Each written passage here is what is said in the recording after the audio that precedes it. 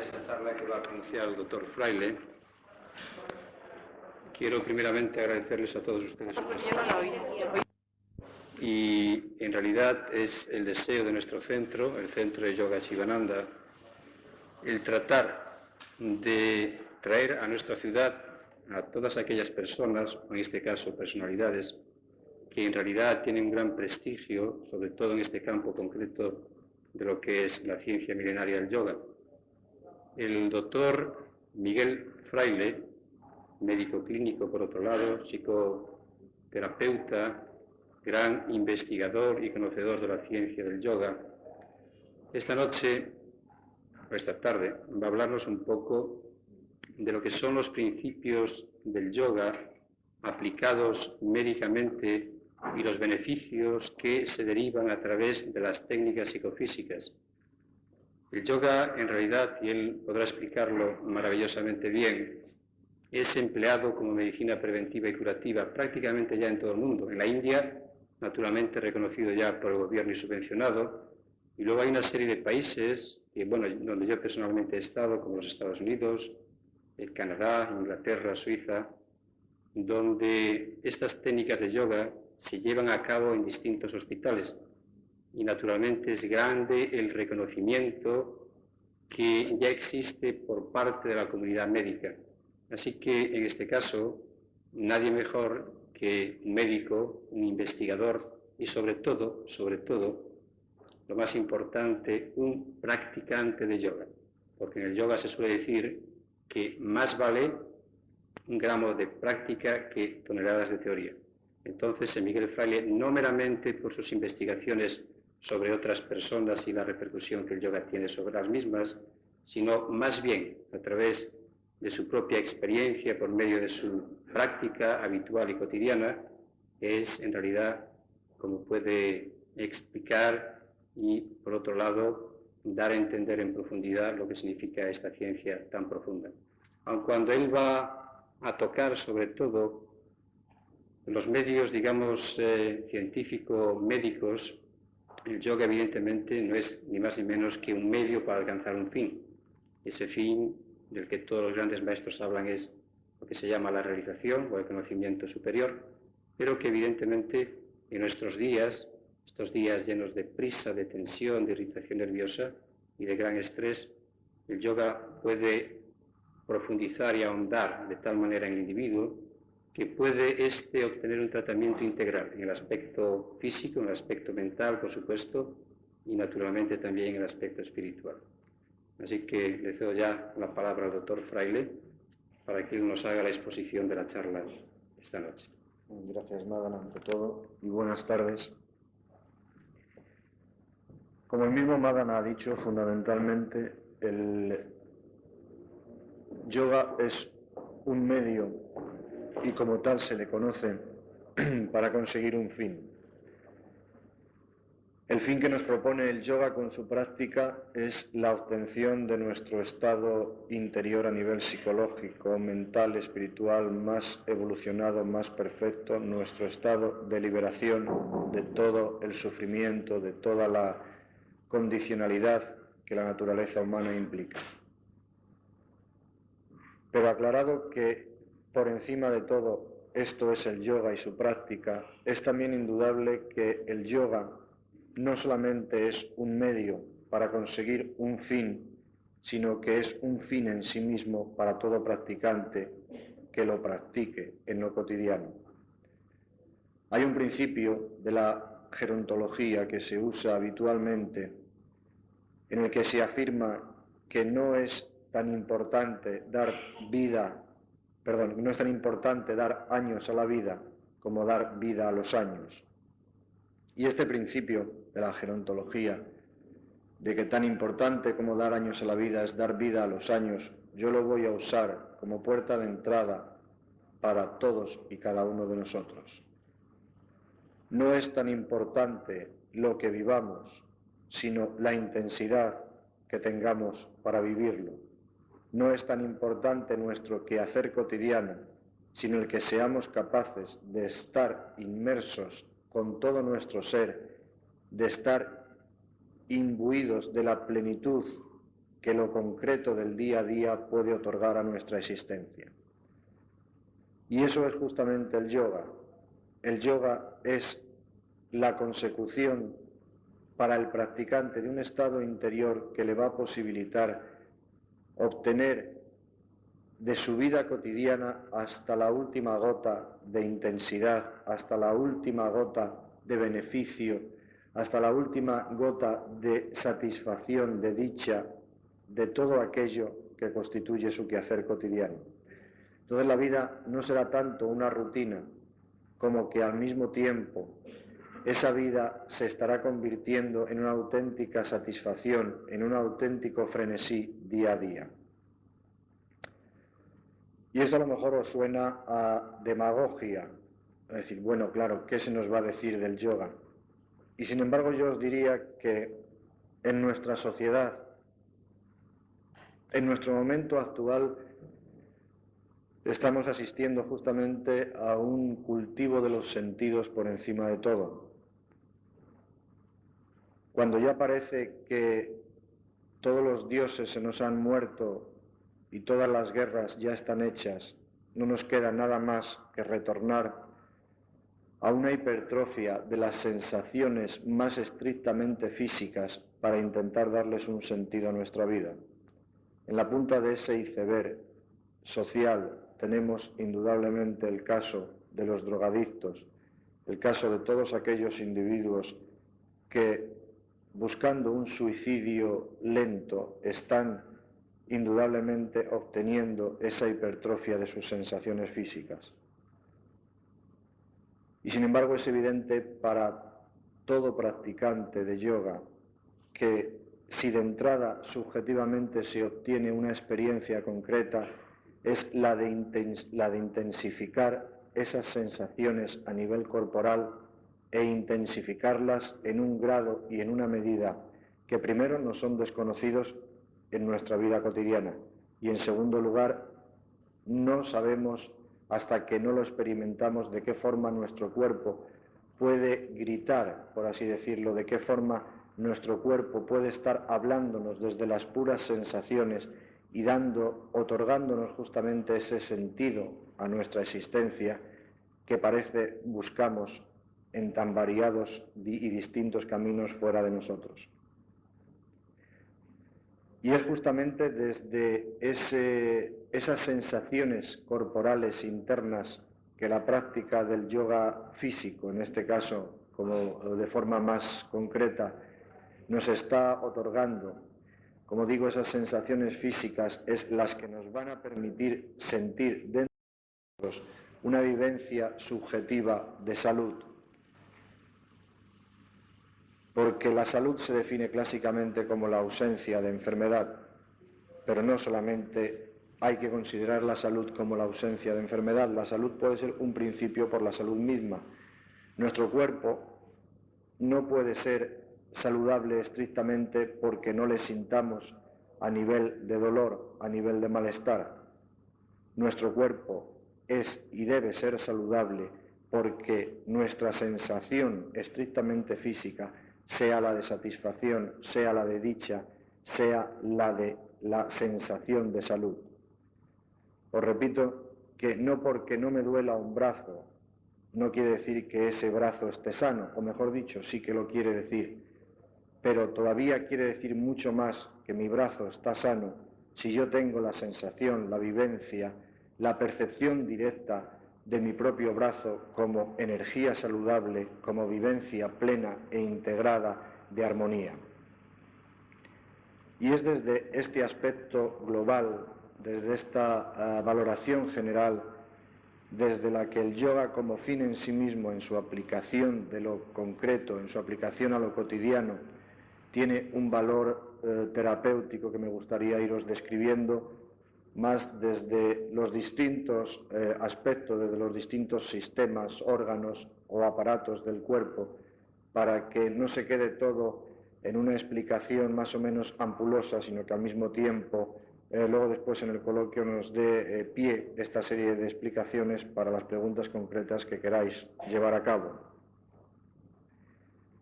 Y empezando por lo que en definitiva es el sustento de nuestro organismo para su movimiento, empezando por el sistema osteomuscular, empezando por el sistema locomotor. Tenemos que el eje de nuestro organismo es la columna vertebral. La columna vertebral es aquello que no solamente nos posibilita la marcha por permitirnos adoptar la actitud erecta, sino que al mismo tiempo es la columna vertebral la encargada de sustentar todo el organismo, tanto todo el contenido abdominal como toda la caja torácica. Es necesario una correcta situación a nivel estática, a nivel de la estática de todas y cada una de las vértebras para que la columna vertebral tenga un funcionamiento perfecto. Y este funcionamiento perfecto implica al mismo tiempo que todas y cada una de las vértebras sean móviles entre sí y que esta movilidad no sea dolorosa. Empiezo justamente hablando de la columna vertebral porque es lo más espectacular para cualquier observador, que todas y cada una de las distintas posturas de yoga tienen una actuación sobre la columna vertebral en tanto en cuanto parece ser que implican una serie de movimientos, una serie de inclinaciones en base a las rotaciones de la columna vertebral más exageradas de lo que habitualmente somos capaces de llevar a cabo. Se ha comprobado que la resistencia de un tallo es justamente el cuadrado del número de sus curvaturas más 1. La columna vertebral tiene 4 curvaturas, al cuadrado son 16 más 1, son 17. La resistencia de la columna vertebral es 17 veces mayor por el hecho de tener 4 curvaduras que si fuese recta. Justamente lo que podemos obtener con la práctica del yoga y lo que se obtiene es que estas 4 curvaduras sean mucho más fisiológicas si cabe, es decir, que todas y cada una de las vértebras se sitúen correctamente entre sí en su relación de unas con otras. Y esto se produce así porque entre las vértebras hay unos pequeños músculos que las unen y que son los encargados de relacionarlas, de sustentarlas y al mismo tiempo de movilizarlas. Son los músculos paravertebrales. Es justamente las distintas inclinaciones que hacemos con las posturas del yoga, tanto hacia adelante en la columna vertebral, en la flexión anterior a que sometemos la columna vertebral, como la flexión posterior, la flexión lateral, las rotaciones. Son todas estas inclinaciones exageradas dentro de lo que sería habitual, lo que posibilita dar un masaje a nivel mecánico de todas y cada una de las estructuras de sustentación de la columna vertebral. Y justamente por este masaje a nivel mecánico estamos rejuveneciendo en alguna medida estas estructuras y por lo tanto posibilitando que la estática de la columna vertebral sea más perfecta en base a la actuación también sobre esta musculatura paravertebral que comentaba. Esta perfección o esta mejor estática de la columna vertebral nos va a condicionar, por tanto, el hecho de que todo nuestro contenido abdominal va a estar mejor sustentado y al mismo tiempo toda nuestra caja torácica se va a encontrar en una situación mucho más correcta,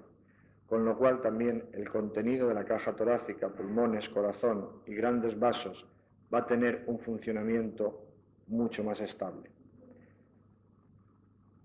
Quien más quien menos conoce cuál es el efecto o cuál es la situación que se produce cuando una persona padece de escoliosis, la tan conocida en nuestro medio por su frecuencia escoliosis,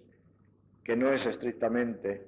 o a nivel único una desviación de la columna vertebral, eso es lo más evidente, pero secundariamente a este proceso de desviación de la columna vertebral en su situación correcta fisiológica hay una repercusión sobre los órganos de la caja torácica, corazón, pulmones y al mismo tiempo puede haber también, si la escoliosis es intensa, una repercusión a nivel de todo el contenido abdominal, tanto de las vísceras huecas como de las vísceras compactas. Esta repercusión afecta al funcionamiento de todos estos órganos. En mi experiencia concreta, puedo decir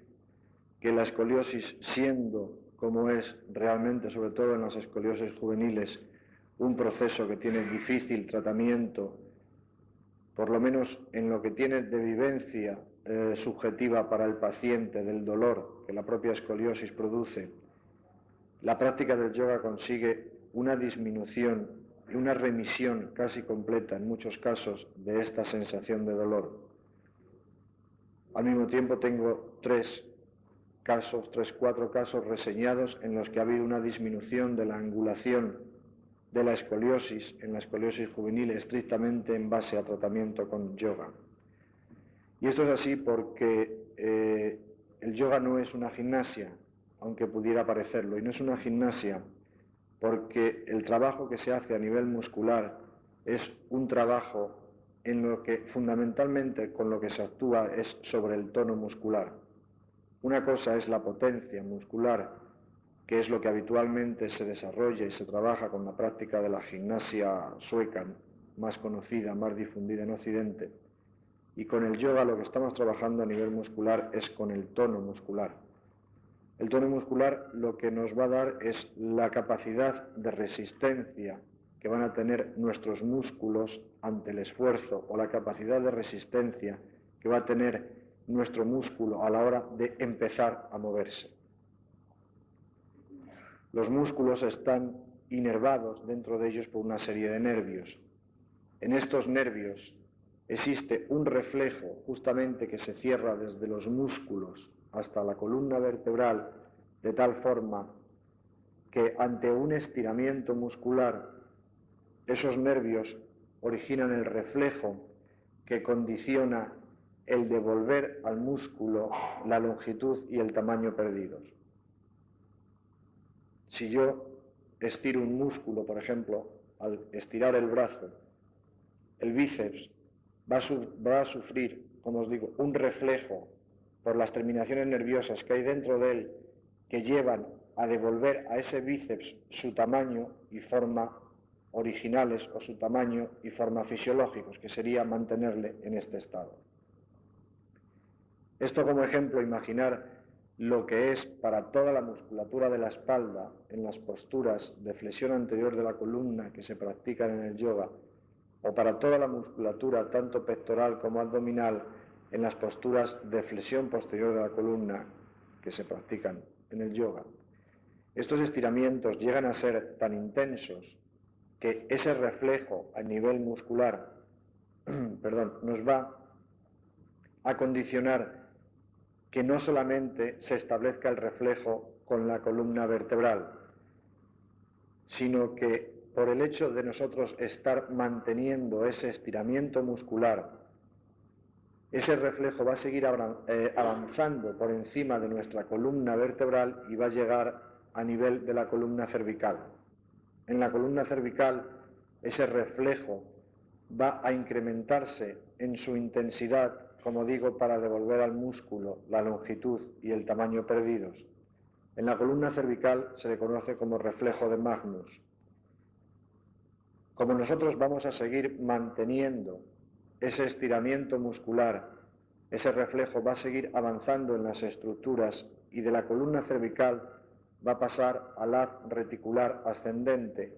una estructura neurológica nerviosa que se encuentra situada en el bulbo raquídeo y que ahí se va a producir una intensificación justamente de ese reflejo para devolver al músculo, insisto, el tamaño y la forma perdida.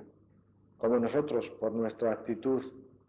voluntaria, vamos a seguir con ese estiramiento muscular, ese reflejo va a seguir avanzando y va a llegar a las estructuras hipotalámicas, a las estructuras del sistema límbico, de lo que se conoce como cerebro interno, para indudablemente incrementar todavía más su demanda de devolver al músculo su longitud y tamaño perdidos. Y sin embargo nosotros somos capaces justamente de superar y trascender todos esos reflejos a nivel neuromuscular fisiológicos por una simple razón, porque la corteza cerebral, asiento de nuestra conciencia, asiento de nuestra racionalidad, va a estar supeditando todos esos mecanismos neurovegetativos, neurológicos de reflejos a su propia voluntad. La conciencia va a ser la encargada de imponerse a todo ese funcionamiento espontáneo, automático y reflejo de nuestro cuerpo para que nosotros podamos mantener e incrementar la práctica de los asanas en el yoga físico. Esto, desde mi punto de vista, sería una aproximación a la explicación fisiológica de por qué la práctica del yoga físico incrementa la conciencia. Personalmente estoy convencido que es por muchas más razones que esta, pero desde un punto de vista estrictamente fisiológico, creo que con este mecanismo descrito podemos entender cómo es justamente nuestra conciencia, cómo es justamente la parte más elaborada de nuestro ser interior, lo que vamos a estar desarrollando, estimulando y potenciando con la práctica del yoga, justamente por el propio hecho de trabajar con nuestro propio cuerpo, justamente por estar actuando con nosotros e ir consiguiendo trascender las limitaciones e ir consiguiendo superar las imposiciones a nivel estrictamente fisiológico que hay en nuestro cuerpo. Por esto, como os decía, se distingue perfectamente que el yoga no es una gimnasia. Con la gimnasia podemos obtener una sensación interior de fortaleza, podemos obtener una sensación interior de bienestar, pero lo que no podemos obtener con la gimnasia es lo que se obtiene justamente con el yoga, que es la vivencia que a mí personalmente me gusta definir como de sereno vigor después de una sesión de asanas, después de una sesión de posturas físicas. Ese sereno vigor es una sensación interna de fortaleza, es una sensación interna de energía, pero al mismo tiempo impregnada en todos sus poros de serenidad, de tranquilidad, de apaciguamiento. Y eso es así porque el trabajo no ha sido estrictamente muscular. El trabajo ha sido muscular para conseguir justamente la evolución, el incremento, el desarrollo de nuestra conciencia. Pero no solamente es nuestro sistema locomotor, nuestro sistema osteomuscular el que se ve afectado o el que se ve beneficiado por la práctica del yoga. Hay otros sistemas muy importantemente beneficiados, de una forma muy clara y manifiesta, se ven inducidos en una mejor función por la práctica del yoga, entre ellos el sistema respiratorio. Lo primero que todo ser humano hace al nacer es respirar, y si no respira, no se incorpora a la vida. Es justamente porque el aire entra en nuestros pulmones, por lo que la vida entra en nuestro organismo. Y sin embargo, vemos la importancia que tiene. Hay que ver muy claramente que la respiración nos pone en contacto cotidianamente, momento a momento, con el mundo exterior. Y hay que comprender que esa respiración no es solamente un estar en contacto con el mundo exterior, sino que es la fuente, es la energía que nos posibilita vivir, que nos posibilita desarrollarnos como individuos y como seres humanos. Habitualmente respiramos en una proporción y en una capacidad por debajo de lo que son auténticamente nuestras posibilidades. Se dice, como sabéis, que nuestro funcionamiento cerebral solemos usarlo en 1/10 de su capacidad. Aproximadamente al mismo nivel yo diría que usamos nuestra capacidad respiratoria. Por si os interesan datos numéricos, el volumen corriente de aire que una persona moviliza al inspirar o al expulsar el aire de los pulmones es de medio litro. En relación a este medio litro normal, habitual, que cada persona moviliza o movilizamos al respirar, existe un volumen inspiratorio de reserva, como se llama, que es todo el aire que nosotros podemos meter en los pulmones una vez que hemos realizado una inspiración normal y que corresponde a 2 litros. Después de haber respirado normalmente, todavía podemos introducir 2 litros más de aire en nuestros pulmones. De la misma forma, existe todo un aire extra que podemos expulsar de nuestros pulmones una vez que hemos realizado una expulsión normal, una expulsión fisiológica, y ese aire extra es de 1,5 litros. Con estos datos, lo que quiero haceros hincapié es justamente hasta qué punto estamos utilizando nuestros pulmones por debajo de su capacidad.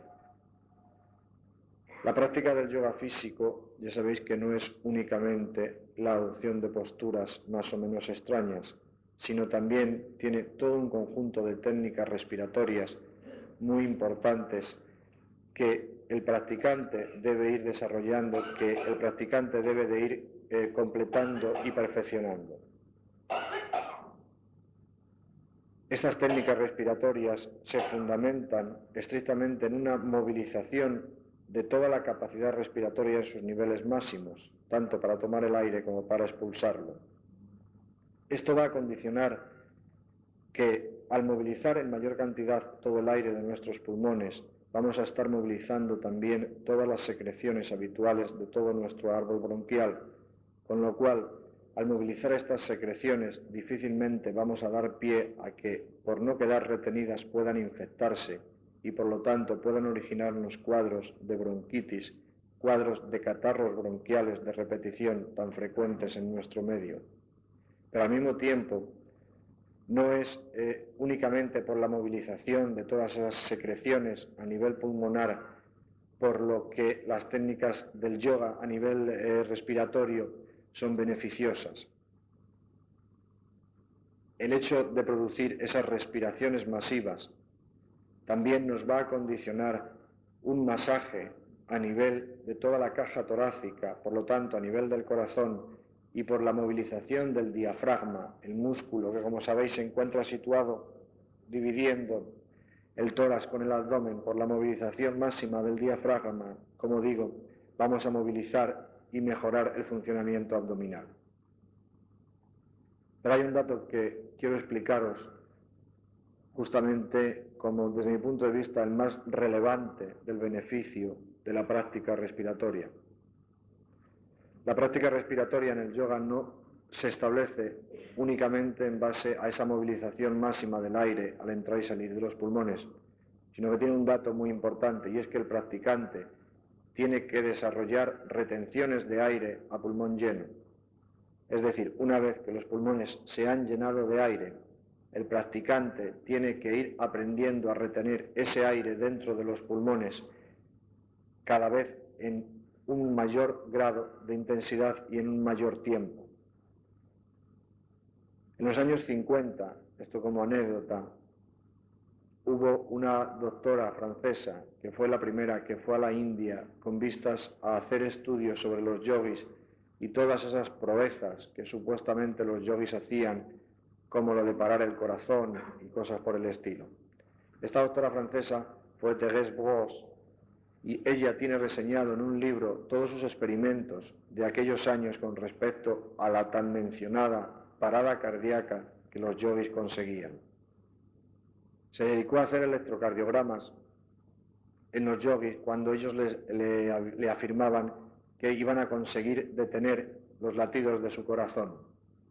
El electrocardiograma en esos momentos no detectaba actividad eléctrica ninguna y el corazón únicamente mantenía una línea isoeléctrica, lo que se conoce electrocardiográficamente como parada cardíaca. Desde entonces se hizo una investigación seria de por qué los yogis, los hatha yogis, los yogis que practican el hatha yoga, el yoga físico, en sus últimas consecuencias son capaces justamente de llegar a esa proeza tan espectacular que es la parada cardíaca. Eso no es, se ha comprobado que eso no es estrictamente en base a la práctica de asanas, en base a la práctica de las posturas, por muy importante que esto sea, sino que esto se consigue justamente por las prácticas de las técnicas respiratorias del pranayama en el yoga. la práctica de las técnicas respiratorias, y que fundamentalmente se llega a conseguir ese dominio completo de todo el organismo por las retenciones del aire a pulmón lleno que el yogui va desarrollando. Esas retenciones de aire a pulmón lleno van posibilitando un control completo del propio cuerpo, hasta el punto, como os digo, de llegar a conseguir la parada cardíaca. Pero no es justamente esto, que como os digo era una anécdota lo que quería contaros, sino que el yoga, en sus distintas actitudes corporales, organiza o desarrolla un masaje, tanto a nivel muscular, como ya hemos visto antes, como a nivel de vísceras y órganos internos.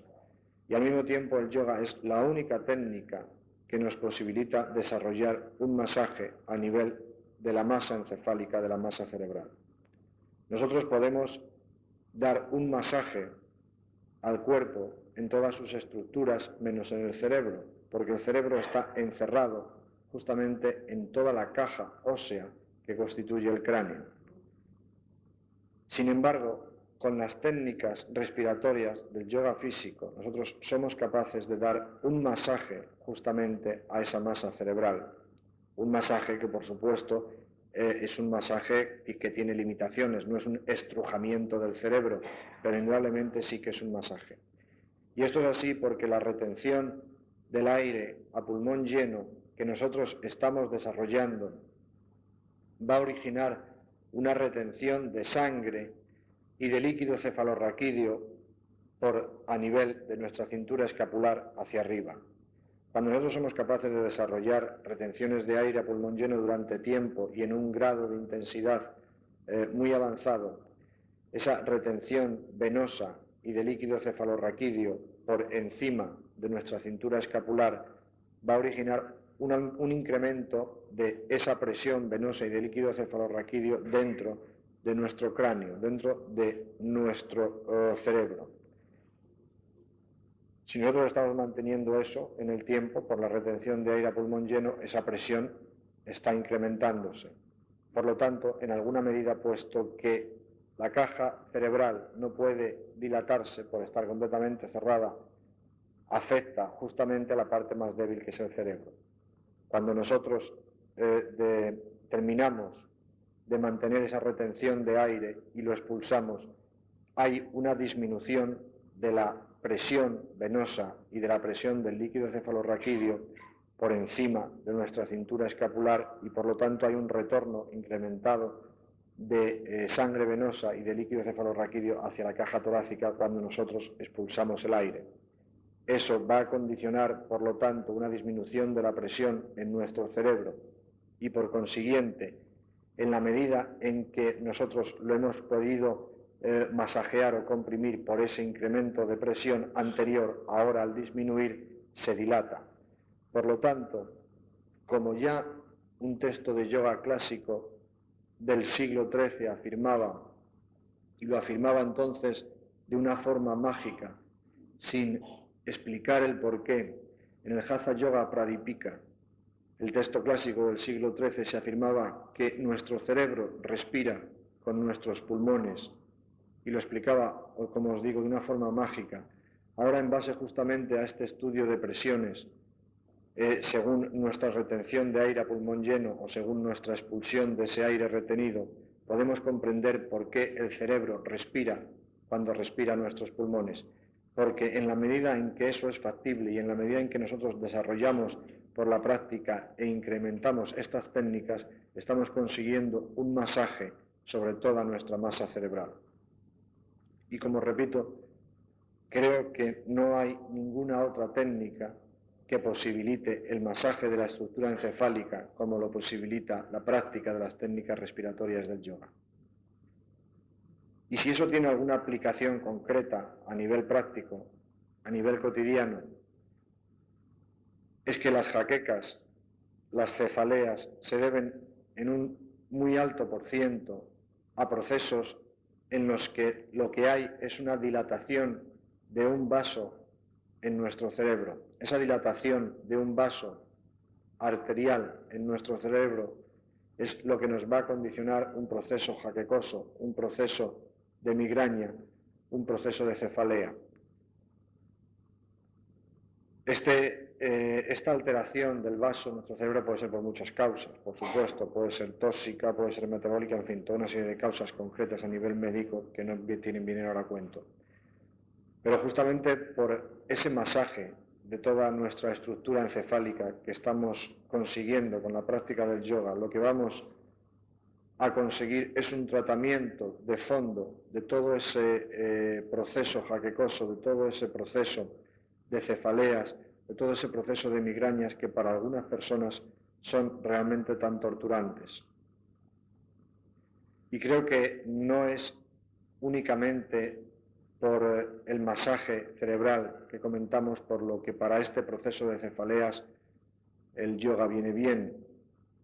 sino que también hay otra razón muy importante, y es que en el yoga hay una serie de posturas, como ya sabéis, que son las posturas de inversión, en las que la cabeza se sitúa por debajo del tórax o por debajo del abdomen. Ello va a condicionar un aflujo de sangre incrementado hacia la parte alta de nuestro cuerpo y por lo tanto hacia la cabeza. Este aflujo de sangre incrementado hacia la parte alta del cuerpo nos va a posibilitar justamente una dilatación, un desarrollo de la elasticidad vascular de los vasos de nuestro cerebro, a lo que habitualmente no le sometemos. Al tener en nuestra vida cotidiana la cabeza siempre por encima del resto de nuestro cuerpo, la elasticidad de los vasos cerebrales se tiene que mantener en base a las modificaciones que sufra la tensión arterial. Sin embargo, con las posturas de inversión en el yoga, por el aflujo de sangre incrementado hacia la parte alta de nuestro cuerpo, hacia nuestra cabeza, lo que estamos consiguiendo es una mejora de la elasticidad vascular y, por lo tanto, una prevención de esos procesos jaquecosos, de esos procesos de cefalea. Personalmente, y por esta misma razón, considero que hay una afección que contraindica totalmente la práctica de estas posturas de inversión en el yoga, y es la arteriosclerosis. En una ocasión, en Delhi, hablando con un yogoterapeuta muy famoso, que tiene allí un programa en una cadena de las de televisión india, le hice precisamente esta salvedad, le dije que si desde su punto de vista en la arteriosclerosis cerebral estaría contraindicado la práctica de las posturas de inversión por el riesgo de que esos vasos, al no tener elasticidad, se rompiesen y presentasen hemorragias cerebrales. Él, de una forma, desde mi punto de vista, muy entusiasta, me dijo que no, que bajo ningún concepto, que desde su punto de vista no estaban contraindicados. Yo lo reseño por considerar que este hombre era un gran investigador en el campo de la yogoterapia, pero personalmente sigo pensando que está completamente contraindicado. Y a nivel cerebral se han hecho toda una serie de estudios por medio de unos investigadores como Penfield, por ejemplo, en los que se ha comprobado que la parte derecha de nuestro cerebro, el hemisferio derecho, tiene la función de controlar y vigilar nuestras funciones de lógica, de pensamiento, de razón, de las posibilidades para lo matemático, para lo analítico, mientras que la parte izquierda de nuestro cerebro, nuestro hemisferio izquierdo, es la parte que controla nuestras funciones creativas, poéticas, vivenciales, más artísticas, más expansivas. Al mismo tiempo que Penfield desarrollaba estos estudios sobre el distinto control de los aspectos de nuestra vida por parte del hemisferio cerebral derecho o del hemisferio cerebral izquierdo, se hicieron estudios y se comprobó que nuestros dos hemisferios cerebrales entran en contacto entre sí en base a una estructura de neuronas que se llama el cuerpo calloso, que es lo que posibilita el que, como digo, estos dos hemisferios cerebrales estén en contacto en su funcionamiento. Se ha comprobado justamente que en todo practicante de yoga físico hay un incremento del número de neuronas y de su función a nivel del cuerpo calloso, lo cual demuestra que las dos partes de nuestro cerebro, el hemisferio derecho y el hemisferio izquierdo, están incrementados en su contacto, están incrementados en su interrelación. Esto a un nivel más amplio nos posibilita el pensar que todo practicante de yoga físico, no ocasional, por supuesto, sino disciplinado, todo practicante de yoga físico que mantiene la práctica como una parte integrada en su vida cotidiana, va a tener una mayor capacidad artística junto a una mayor capacidad racional y no las va a tener disociadas, sino más en contacto. O dicho de otro nivel, su consciente va a mantener una relación más directa con su propio inconsciente. Y ya para terminar, me gustaría citar el por qué el yoga es el tratamiento de elección para uno de los problemas tan frecuentes en nuestro medio, como es el estrés. El estrés, el tópico y conocido estrés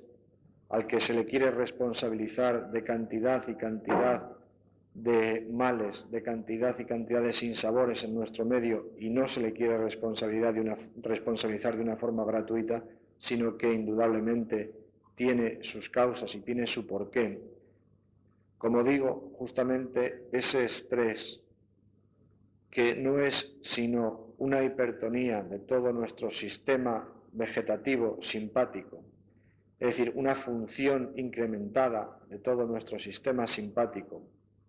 lo cual nos condiciona un incremento del nivel de adrenalina circulante en sangre,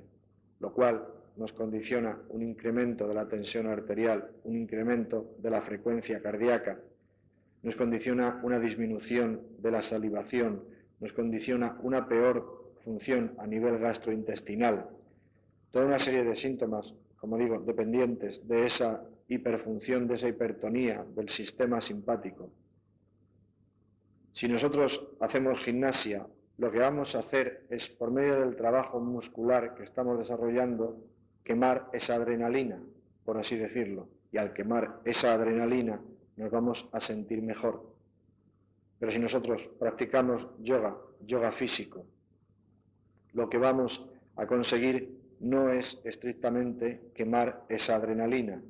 sino todo lo contrario, estimular justamente la función del sistema nervioso parasimpático.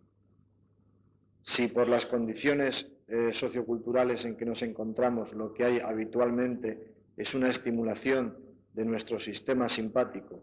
la práctica del yoga físico nos va a condicionar la estimulación del sistema nervioso parasimpático, lo que se conoce a nivel estrictamente médico como una vagotonía. Vamos a conseguir una vagotonía. Eso nos va a producir una disminución de la tensión arterial, nos va a producir una disminución de la frecuencia cardíaca, nos va a producir una mejora de la función gastrointestinal, nos va a producir una mejor circulación periférica en todo el cuerpo, nos va a producir una mejor salivación, es decir, todos los síntomas contrarios justamente a los producidos por la hipertonía del sistema simpático, por la adrenalina, por el estrés. La práctica del yoga físico, os insisto, es la mejor forma que tenemos de combatir el estrés, de combatir la tensión, no por quemar la adrenalina, sino justamente por estimular el sistema nervioso parasimpático, que es el contrario, que es el antagonista del responsable de nuestra tensión, de nuestro estrés. Esto es así por una serie de razones a nivel médico concreto, por la estimulación que se producen de los distintos centros, de las distintas glándulas de secreción interna de nuestras hormonas. En fin, son ya datos a nivel muy específicos, muy concretos, que creo que no tienen mayor interés para vosotros. Pero como os digo, justamente esta estimulación del parasimpático es lo que nos va, en alguna medida, a servir de salvaguarda para todas esas afecciones tan frecuentes en nuestro medio, consecuencia de la hiperfunción, de la hipertonía simpática, de la adrenalina en nuestro torrente circulatorio, como son el infarto de miocardio, los procesos vasculares a nivel cerebral, la hipertensión arterial, como es dentro de otros aspectos de la medicina psicosomática, la úlcera de estómago, el colon irritable, la colitis ulcerosa, toda una serie de afecciones dependientes de una mala regulación de nuestro sistema nervioso vegetativo, es lo que vamos a conseguir abolir, lo que vamos a conseguir mitigar con la práctica del yoga físico. Y es que no hay que olvidar que además de toda esta serie de datos a nivel concreto fisiológico que os he expuesto, como decía al principio, la importancia fundamental que tiene el yoga como técnica y como práctica es a nivel interior, es a nivel de nuestra vivencia de la salud, es a nivel de nuestra vivencia de nosotros mismos, es a nivel mental, a nivel psicológico, donde podemos conseguir con un mayor grado de acción. Sin embargo, con las técnicas respiratorias del yoga físico, nosotros somos capaces de dar un masaje justamente a esa masa cerebral. Un masaje que, por supuesto, es un masaje que tiene limitaciones, no es un estrujamiento del cerebro, pero indudablemente sí que es un masaje. Y esto es así porque la retención del aire a pulmón lleno que nosotros estamos desarrollando va a originar una retención de sangre y de líquido cefalorraquídeo a nivel de nuestra cintura escapular hacia arriba. Cuando nosotros somos capaces de desarrollar retenciones de aire a pulmón lleno durante tiempo y en un grado de intensidad muy avanzado, esa retención venosa y de líquido cefalorraquídeo por encima de nuestra cintura escapular va a originar un incremento de esa presión venosa y de líquido cefalorraquídeo dentro de nuestro cráneo, dentro de nuestro cerebro. Si nosotros estamos manteniendo eso en el tiempo, por la retención de aire a pulmón lleno, esa presión está incrementándose. Por lo tanto, en alguna medida, puesto que la caja cerebral no puede dilatarse por estar completamente cerrada, afecta justamente a la parte más débil, que es el cerebro. Cuando nosotros terminamos de mantener esa retención de aire y lo expulsamos, hay una disminución de la presión venosa y de la presión del líquido cefalorraquídeo por encima de nuestra cintura escapular y por lo tanto hay un retorno incrementado de sangre venosa y de líquido cefalorraquídeo hacia la caja torácica cuando nosotros expulsamos el aire. Eso va a condicionar, por lo tanto, una disminución de la presión en nuestro cerebro y, por consiguiente, en la medida en que nosotros lo hemos podido masajear o comprimir por ese incremento de presión anterior, ahora al disminuir, se dilata. Por lo tanto, como ya un texto de yoga clásico del siglo XIII afirmaba, y lo afirmaba entonces de una forma mágica, sin explicar el porqué, en el Hatha Yoga Pradipika, el texto clásico del siglo XIII, se afirmaba que nuestro cerebro respira con nuestros pulmones, y lo explicaba, como os digo, de una forma mágica. Ahora, en base justamente a este estudio de presiones, según nuestra retención de aire a pulmón lleno o según nuestra expulsión de ese aire retenido, podemos comprender por qué el cerebro respira cuando respira nuestros pulmones. Porque en la medida en que eso es factible y en la medida en que nosotros desarrollamos por la práctica e incrementamos estas técnicas, estamos consiguiendo un masaje sobre toda nuestra masa cerebral.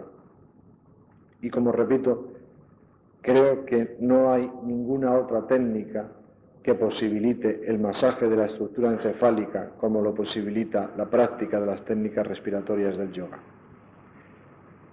Y si eso tiene alguna aplicación concreta a nivel práctico, a nivel cotidiano, es que las jaquecas, las cefaleas, se deben en un muy alto % a procesos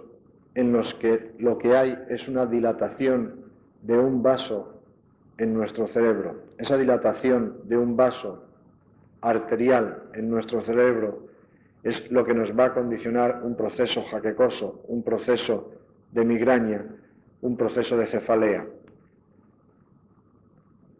Esta alteración del vaso en nuestro cerebro puede ser por muchas causas, por supuesto, puede ser tóxica, puede ser metabólica, en fin, toda una serie de causas concretas a nivel médico que no vienen ahora a cuento.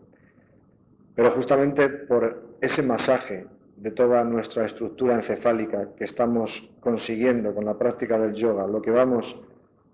a conseguir es un tratamiento de fondo de todo ese proceso jaquecoso, de todo ese proceso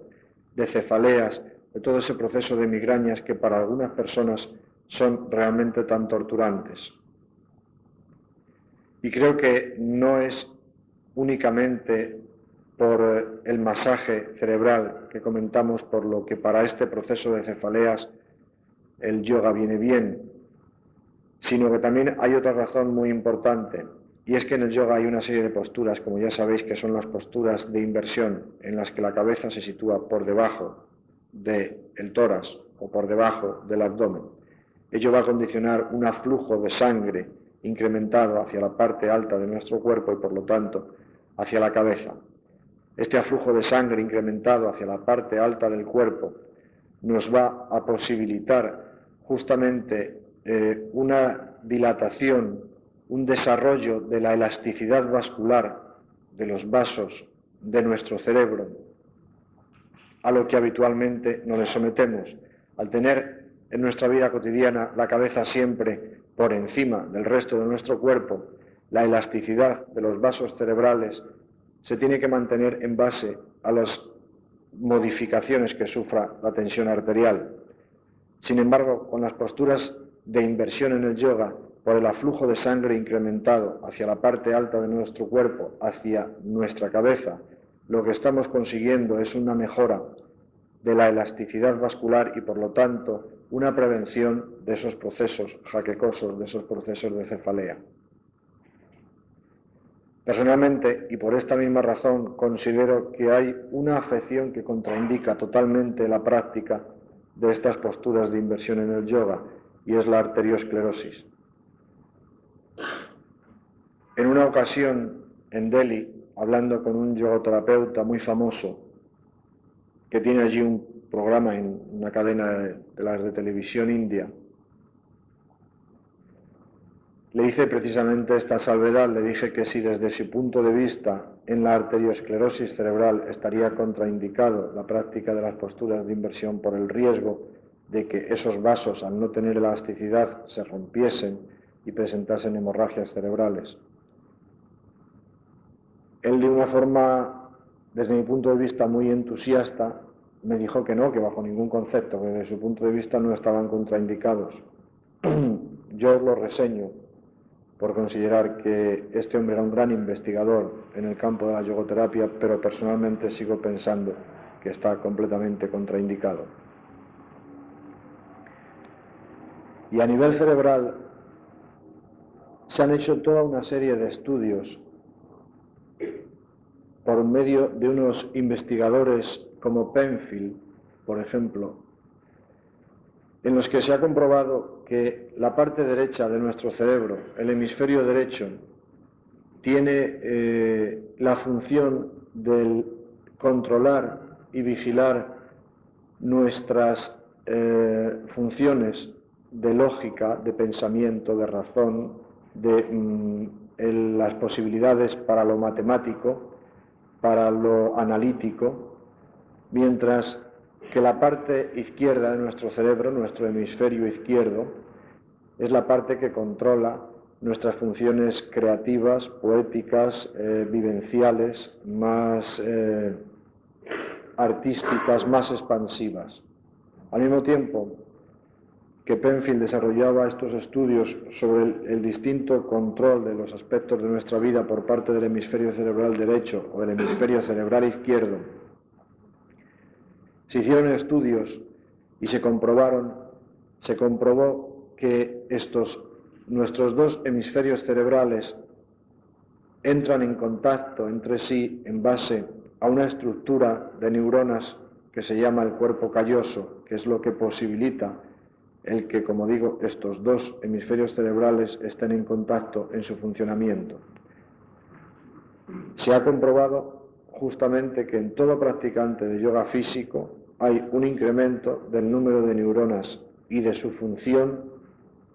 a nivel del cuerpo calloso, lo cual demuestra que las dos partes de nuestro cerebro, el hemisferio derecho y el hemisferio izquierdo, están incrementados en su contacto, están incrementados en su interrelación. Esto a un nivel más amplio nos posibilita el pensar que todo practicante de yoga físico, no ocasional por supuesto, sino disciplinado, todo practicante de yoga físico que mantiene la práctica como una parte integrada en su vida cotidiana, va a tener una mayor capacidad artística junto a una mayor capacidad racional y no las va a tener disociadas, sino más en contacto. O dicho de otro nivel, su consciente va a mantener una relación más directa con su propio inconsciente. Y ya para terminar, me gustaría citar el por qué el yoga es el tratamiento de elección para uno de los problemas tan frecuentes en nuestro medio, como es el estrés. El estrés, el tópico y conocido estrés al que se le quiere responsabilizar de cantidad y cantidad de males, de cantidad y cantidad de sinsabores en nuestro medio, y no se le quiere responsabilizar de una forma gratuita, sino que indudablemente tiene sus causas y tiene su porqué. Como digo, justamente ese estrés, que no es sino una hipertonía de todo nuestro sistema vegetativo simpático, es decir, una función incrementada de todo nuestro sistema simpático, lo cual nos condiciona un incremento del nivel de adrenalina circulante en sangre, lo cual nos condiciona un incremento de la tensión arterial, un incremento de la frecuencia cardíaca, nos condiciona una disminución de la salivación, nos condiciona una peor función a nivel gastrointestinal. Toda una serie de síntomas, como digo, dependientes de esa hiperfunción, de esa hipertonía del sistema simpático. Si nosotros hacemos gimnasia, lo que vamos a hacer es, por medio del trabajo muscular que estamos desarrollando, quemar esa adrenalina, por así decirlo, y al quemar esa adrenalina nos vamos a sentir mejor. Pero si nosotros practicamos yoga físico, lo que vamos a conseguir no es estrictamente quemar esa adrenalina, sino todo lo contrario, estimular justamente la función del sistema nervioso parasimpático. Si por las condiciones socioculturales en que nos encontramos lo que hay habitualmente es una estimulación de nuestro sistema simpático, la práctica del yoga físico nos va a condicionar la estimulación del sistema nervioso parasimpático, lo que se conoce a nivel estrictamente médico como una vagotonía. Vamos a conseguir una vagotonía. Eso nos va a producir una disminución de la tensión arterial, nos va a producir una disminución de la frecuencia cardíaca, nos va a producir una mejora de la función gastrointestinal, nos va a producir una mejor circulación periférica en todo el cuerpo, nos va a producir una mejor salivación, es decir, todos los síntomas contrarios justamente a los producidos por la hipertonía del sistema simpático, por la adrenalina, por el estrés. La práctica del yoga físico, os insisto, es la mejor forma que tenemos de combatir el estrés, de combatir la tensión, no por quemar la adrenalina, sino justamente por estimular el sistema nervioso parasimpático, que es el contrario, que es el antagonista del responsable de nuestra tensión, de nuestro estrés. Esto es así por una serie de razones a nivel médico concreto, por la estimulación que que se producen de los distintos centros, de las distintas glándulas de secreción interna de nuestras hormonas. En fin, son ya datos a nivel muy específicos, muy concretos, que creo que no tienen mayor interés para vosotros. Pero como os digo, justamente esta estimulación del parasimpático es lo que nos va, en alguna medida, a servir de salvaguarda para todas esas afecciones tan frecuentes en nuestro medio, consecuencia de la hiperfunción, de la hipertonía simpática, de la adrenalina en nuestro torrente circulatorio, como son el infarto de miocardio, los procesos vasculares a nivel cerebral, la hipertensión arterial, como es dentro de otros aspectos de la medicina psicosomática, la úlcera de estómago, el colon irritable, la colitis ulcerosa, toda una serie de afecciones dependientes de una mala regulación de nuestro sistema nervioso vegetativo, es lo que vamos a conseguir abolir, lo que vamos a conseguir mitigar con la práctica del yoga físico. Y es que no hay que olvidar que además de toda esta serie de datos a nivel concreto fisiológico que os he expuesto, como decía al principio, la importancia fundamental que tiene el yoga como técnica y como práctica es a nivel interior, es a nivel de nuestra vivencia de la salud, es a nivel de nuestra vivencia de nosotros mismos, es a nivel mental, a nivel psicológico, donde podemos conseguir con un mayor grado de acción, con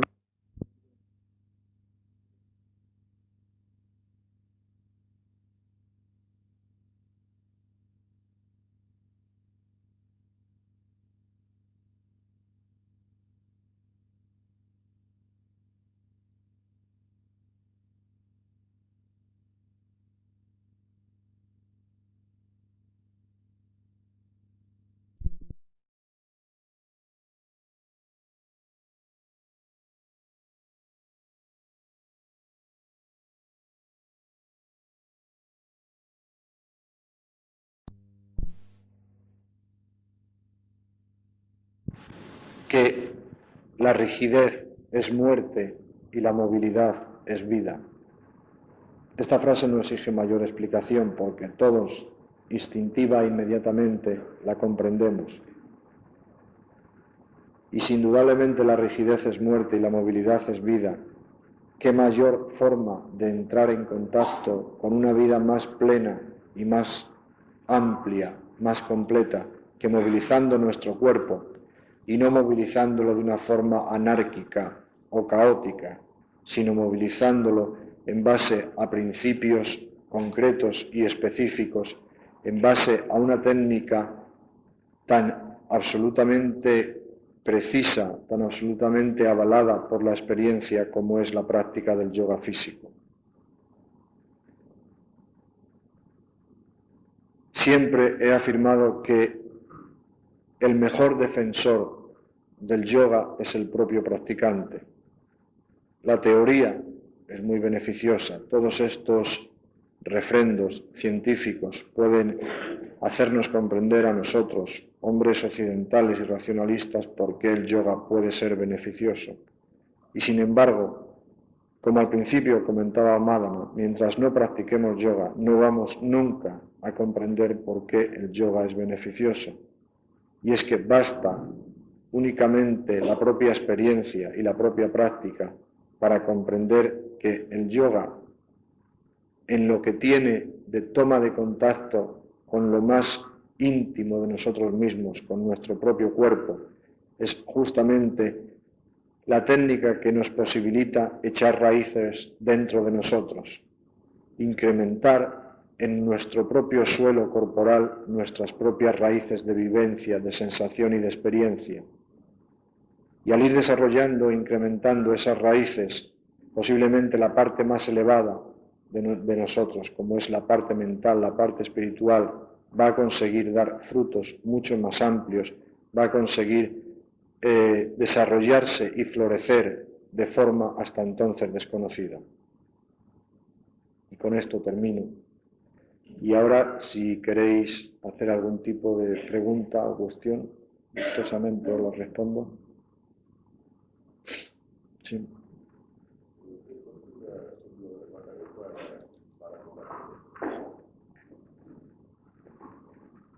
Las más adecuadas justamente son las posturas de inversión en las que al mismo tiempo se produce una compresión profunda de la barbilla contra el esternón. Hay una postura que se llama el arado, alasana. Desde mi punto de vista es la postura, desde mi experiencia, es la postura más interesante que hay para producir justamente esa estimulación del parasimpático, esa vagotonía, que como decíamos es lo que más combate el estrés. Pero no es exclusivamente una postura, aun siendo esta la que de una forma más intensa lo produce, es toda una combinación de posturas en una sesión completa de yoga físico lo que nos va a producir ese estado. Y no solamente de postura, sino también de respiración. Sí. Quería hacer un comentario esto, si me permites, quisiera sugerirte que no vayas diciendo en tus conferencias que todas las guerras ya están hechas. Ojalá se fueran, pero yo creo que en nuestra mente humanidad le quedan por mirar muchas guerras. Realmente mañana hay un concierto aquí arriba en este edificio, a favor de la mujer, de los niños del mundo. Y hace pocos días contaron en la prensa de que 40 millones de niños y niñas mueren al año en los países tercermundistas por hambre y enfermedades. Y bueno, las noticias sociales son inmensas. ¿Me permites un momento? Yo estoy totalmente de acuerdo contigo. Lo primero, esa frase no es mía, esa frase es de Scott Fitzgerald, el autor americano que lo dice en su novela A este lado del paraíso. Y al mismo tiempo, yo lo digo no porque esté de acuerdo, que estoy de acuerdo contigo, sino justamente porque creo que a nivel de lo que en estos momentos es la juventud, en su sentir más, como decía antes, la punta del iceberg, se comportan así como si todas las guerras estuviesen hechas. Toda la filosofía hippie, que fue la que en alguna medida acercó el yoga a nuestro mundo occidental, ha desaparecido. Quedan un reducto de mágicos, de soñadores,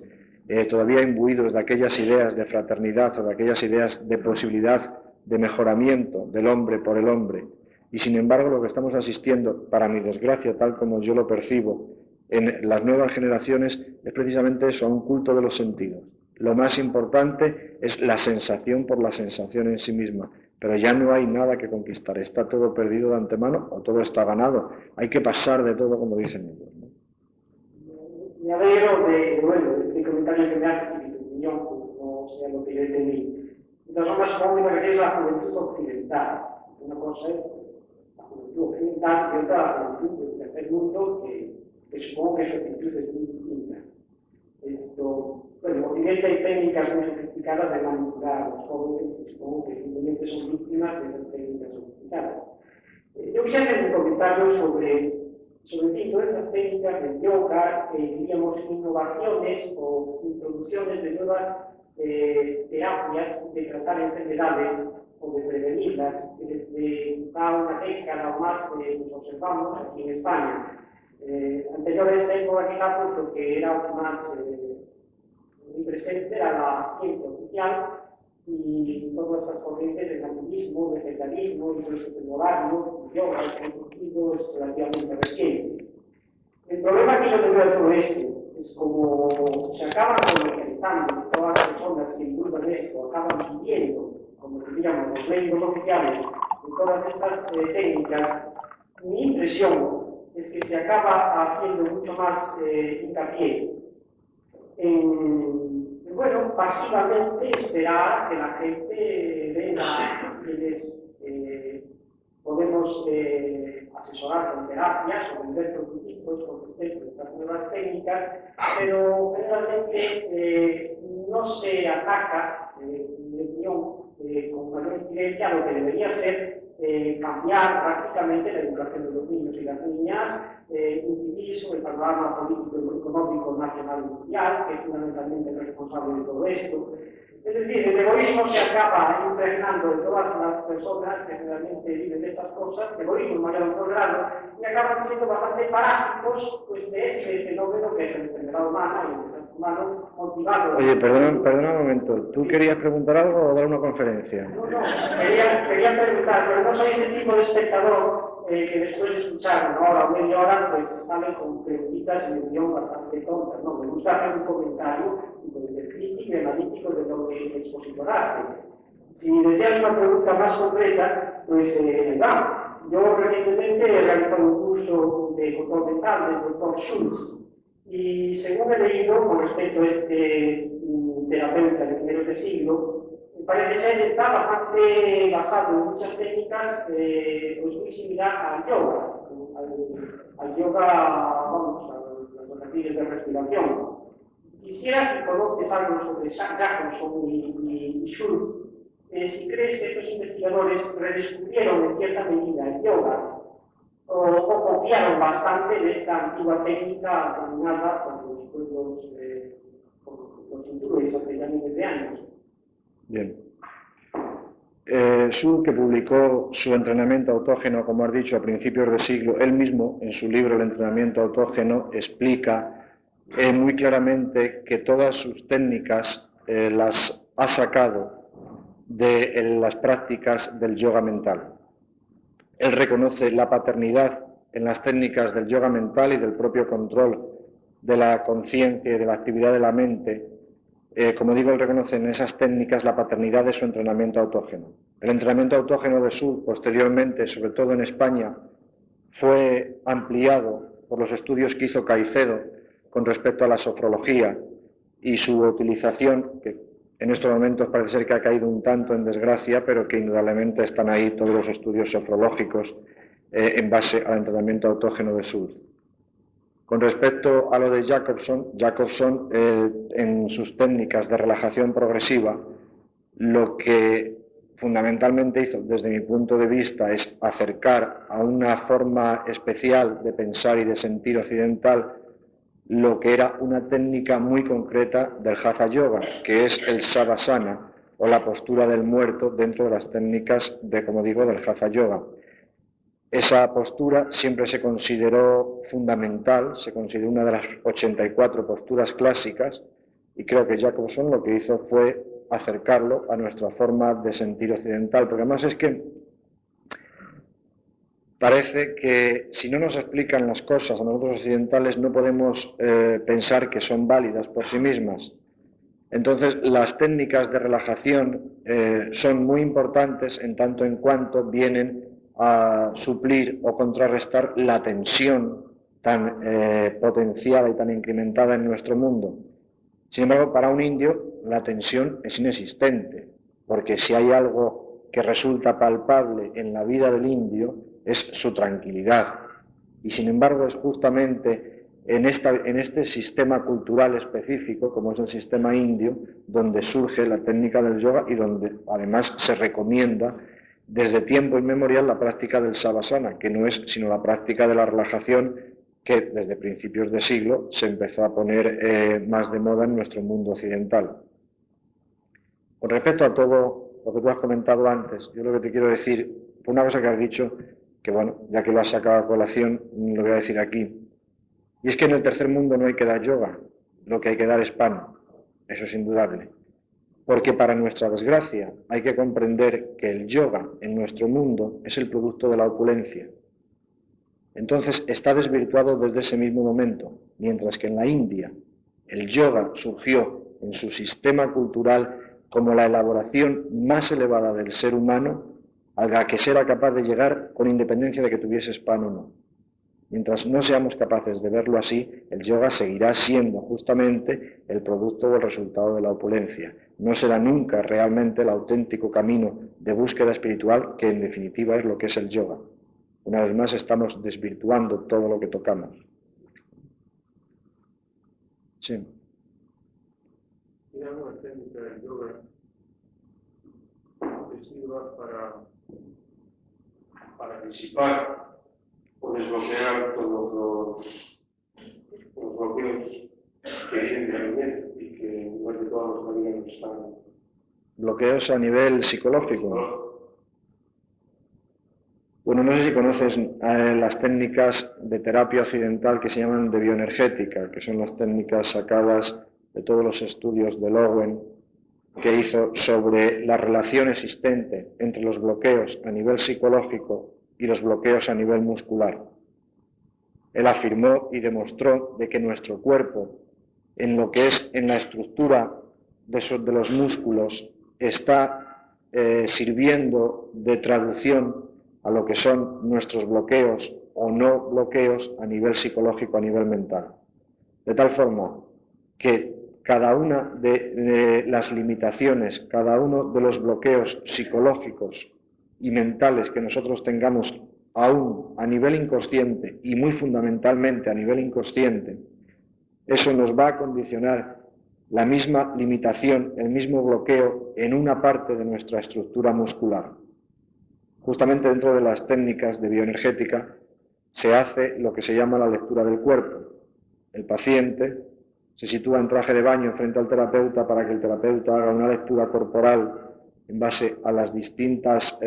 limitaciones, en base a los distintos bloqueos musculares que la persona puede presentar, porque, como digo, esos bloqueos musculares nos van a estar hablando de sus bloqueos a nivel psicológico, a nivel mental.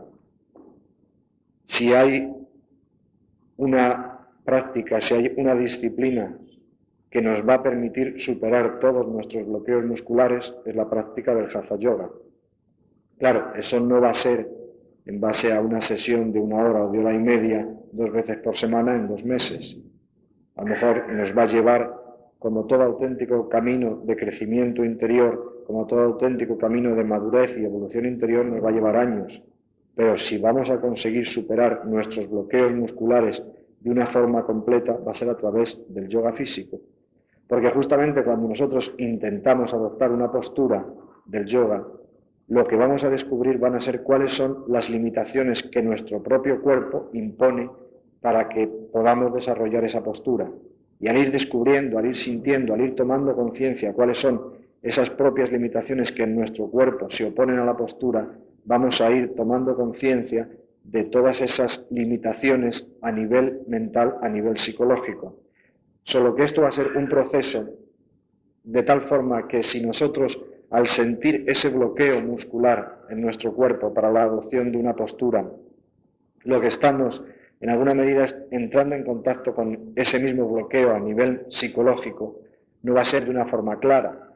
Es decir, a mí no se me va a presentar en la cabeza que si yo no puedo doblar de una forma cómoda y tranquila la espalda sobre mis piernas, es porque de pequeño mamá no me quería.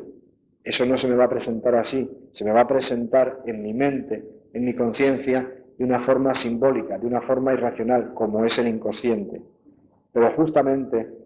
si mantenemos esa disciplina de la práctica, vamos a poder ir enfrentando esa toma de conciencia de nuestras limitaciones a nivel inconsciente en base a la toma de conciencia de las limitaciones a nivel muscular. Y poco a poco, según vayamos trascendiendo los bloqueos musculares, iremos trascendiendo los bloqueos a nivel mental. Para eso me remito, como te digo, a todos los estudios de Lowen de bioenergética. Estamos actuando con los bloqueos musculares. No tenemos actuando con ¿y son los que provocan esos bloqueos? Sí, pero se ha comprobado claramente que si tú estás nervioso, pongamos por caso, si estás tenso, si estás agitado, vas a mantener una respiración superficial y agitada. Entonces, la forma de conseguir una respiración apaciguada, profunda y tranquila no es exclusivamente tranquilizarte, que si tú estás tranquilo, tu respiración será profunda y tranquila, sino que también puedes actuar al revés. Si tú quieres conseguir un estado de tranquilidad, un estado de serenidad interior, empieza a hacer respiraciones lentas y profundas. Entonces verás como tu estado de agitación interna se va apaciguando y se va calmando. Personalmente trabajo en una UBI, en una unidad de vigilancia intensiva. Allí imagínate que los enfermos con los que estoy en contacto más directo no son precisamente los catarros ni la bronquitis, sino situaciones mucho más complejas. Es mi experiencia como profesional médico, con independencia de toda la práctica del yoga, de que si tú a una persona en un estado de agitación, por la causa que sea, le estás indicando, le estás forzando, le estás presionando para que sea consciente de su respiración y tranquilice sus movimientos respiratorios, la consecuencia inmediata de eso va a ser la tranquilidad a nivel interior. De la misma forma, si tú indudablemente estás trabajando sobre tus bloqueos musculares, vas a estar trabajando sobre la consecuencia, pero no es sobre la consecuencia, sino sobre los propios bloqueos psicológicos. Hay que trascender o hay que comprender que justamente no existe un bloqueo muscular como consecuencia de un bloqueo psicológico. Es lo mismo, el cuerpo y la mente es la misma cosa. No porque existe el bloqueo psicológico se produce el bloqueo muscular, sino que el bloqueo muscular y el bloqueo psicológico son la misma cosa. Te recomiendo, si no te quedas muy convencido, a ese respecto un libro que se llama Bioenergética, de Lowen, editorial Diana. ¿Lo leíste? Pues ahí te lo explica perfectamente.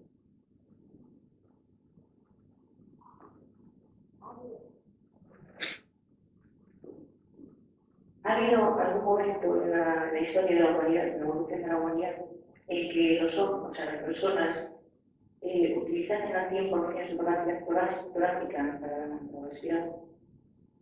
En general, todo el mundo, no solo los pocos conscientes. Bueno, personalmente no tengo conocimiento de ello. Sé que las técnicas respiratorias se han usado no solamente en el yoga, sino que se han usado en otras tradiciones. Por ejemplo, los monjes esicastas del monte Athos utilizan técnicas respiratorias dentro de todos sus ritos religiosos que hacen, Pero indudablemente creo que esa utilización de la capacidad respiratoria, si no te pones a ello de una forma consciente y voluntaria, por sí solo no se va a dar. Es decir, por lo tanto, va a tener que trabajar con una técnica, y yo no conozco ninguna otra que no sean las técnicas del pranayama del yoga. Pero tengo que pensar que es como una especie de tara. No es una especie de tara, es simplemente... Pero instintivamente tú desarrollas tu capacidad torácica cuando por un momento te puedas sentir dominada por la angustia. Inmediatamente tú suspiras para dilatar tu capacidad torácica y por lo tanto dilatar toda tu vivencia que en ese momento está angustiada, está en una situación angosta, está en una situación estrecha y por eso se suspira, justamente para abrir un poco ese paso angosto que es la vivencia de la angustia. Te lo digo instintivamente, lo cual no quiere decir que ya de una forma consciente o voluntaria estemos desarrollando las personas habitualmente nuestra capacidad torácica al máximo si no nos ponemos a ello, ¿sabes? El organismo tiene infinitas posibilidades que nosotros podemos desarrollar o no.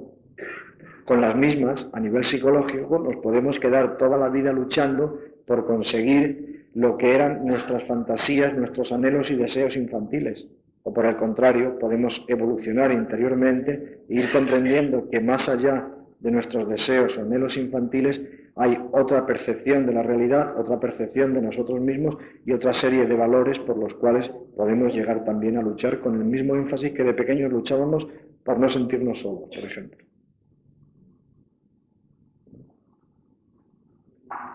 ¿Sabes si existe alguna relación entre el poco tanto por ciento de cerebro que el ser humano utiliza y la respiración, o no hay ninguna relación entre ellos? Bueno, conozco estudios en los que precisamente una de las ventajas que tienen las técnicas respiratorias del yoga es incrementar el nivel de oxigenación de la sangre. Ese nivel de oxigenación de la sangre consecuentemente produce una mejor oxigenación a nivel de las células cerebrales y por lo tanto una mejor utilización de todo el sistema metabólico de nuestro cerebro. Y hay un estudio muy importante sobre la degeneración de los principios purínicos en nuestro organismo en base a los radicales libres de oxígeno. En fin, es un estudio metabólico muy complejo, pero que demuestra que el incremento de la oxigenación sanguínea lo que produce es una mejora de todo el metabolismo neuronal. Por lo tanto, aunque no se pueda llegar a precisar por el momento con exactitud en qué tanto por ciento se incrementa, pero indudablemente se incrementa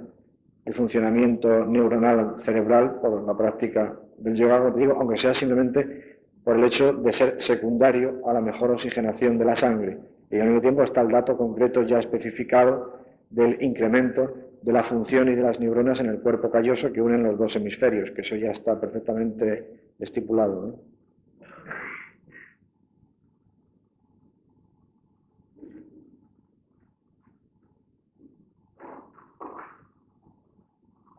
¿La escoliosis comunica el yoga o...? No, justamente como he dicho antes, el yoga puede ser el tratamiento de elección en la escoliosis. No es cuestión de, para una escoliosis, hacer yoga de cualquier forma, tiene que ser algo más vigilado por una persona competente y experimentada en el tema, pero desde mi punto de vista es el tratamiento de elección de la escoliosis. Bueno, pues si no hay nada más, buenas noches y gracias.